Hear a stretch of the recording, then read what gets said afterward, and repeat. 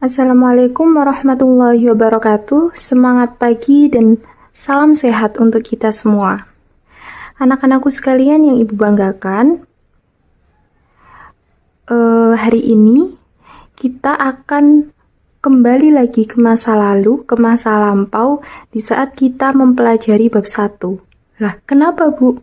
Ternyata anak-anak ada salah satu subbab materi yang belum kita pelajari, yaitu tentang titik berat. Kita kemarin pada bab 1 sudah mempelajari tentang kesetimbangan benda. Nah, benda dikatakan memenuhi syarat-syarat seimbang atau setimbang jika benda tersebut mempunyai suatu titik yang menjadi titik keseimbangan benda. Nah, titik itu dinamakan dengan titik berat. Dapat kalian lihat di papan tulis bahwasanya definisi dari titik berat sendiri adalah titik di mana berat keseluruhan benda terpusat pada titik tersebut. Setiap benda itu memiliki titik berat yang berbeda-beda tergantung bentuknya, tergantung dimensinya.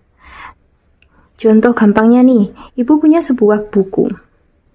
Nah, untuk buku ini berbentuk persegi, maka titik beratnya adalah berada di tengah-tengah, pas. Ketika kita meletakkan di tengah, maka benda itu akan setimbang.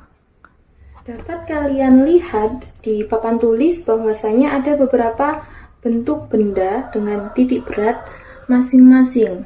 Sebenarnya ada banyak, namun di sini hanya Ibu tulis beberapa yang sekiranya banyak keluar di latihan-latihan soal SMA. Yang pertama ada batang atau kawat homogen. Untuk mencari titik beratnya, kita langsung aja di tengah-tengah. Artinya kalau misalnya ini panjangnya 3 meter, berarti titik beratnya di tengah-tengah 1,5 meter. Gitu ya. Untuk yang kedua, bentuk kotak atau bujur sangkar atau persegi. Untuk mencari titik beratnya juga di tengah-tengah. Untuk yang ketiga, segitiga. Untuk mencari titik beratnya adalah sepertiga dari tinggi. Segitiga pasti mempunyai tinggi. Nah, letak titik beratnya adalah di sini. Nah, sepertiga dikalikan tingginya berapa. Kemudian ada setengah lingkaran.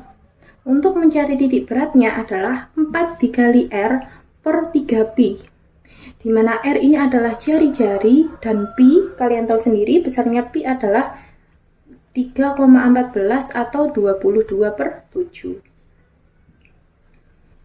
Untuk persegi, segitiga, dan lingkaran ini merupakan contoh bentuk 2 dimensi. Kalau kawat tadi berarti contoh 1 dimensi. Sekarang kita beralih ke contoh 3 dimensi. Contohnya ada tabung atau silinder. Maka untuk mencari titik beratnya langsung di tengah-tengah. Kemudian ada kerucut. Untuk mencari titik beratnya adalah 1/4 dikali tinggi kerucut. Ada lagi setengah bola.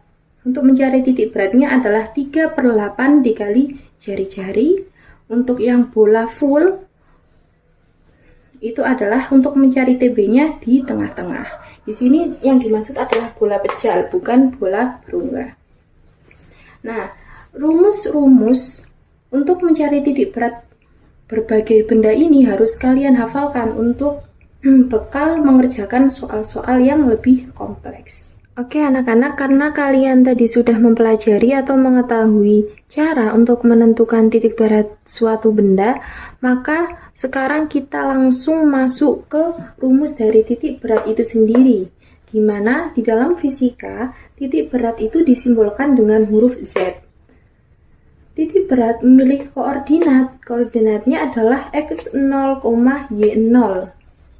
Jadi nanti hasil dari titik berat itu berupa koordinat sumbu x dan sumbu y. Misal nih, aku kasih contoh persegi. Ingat di pembahasan sebelumnya bahwasanya persegi itu titik beratnya di tengah.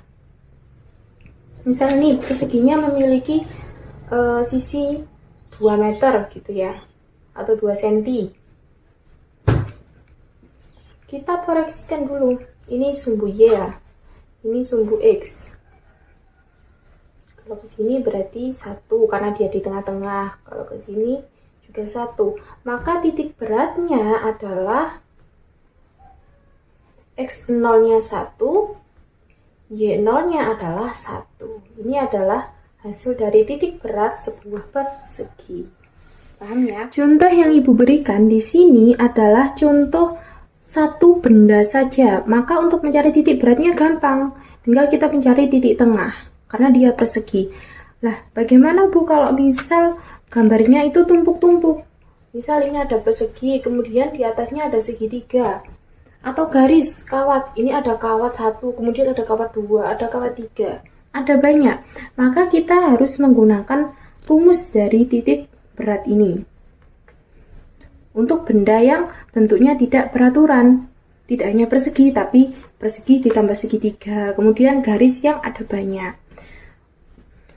Seperti yang tadi, kita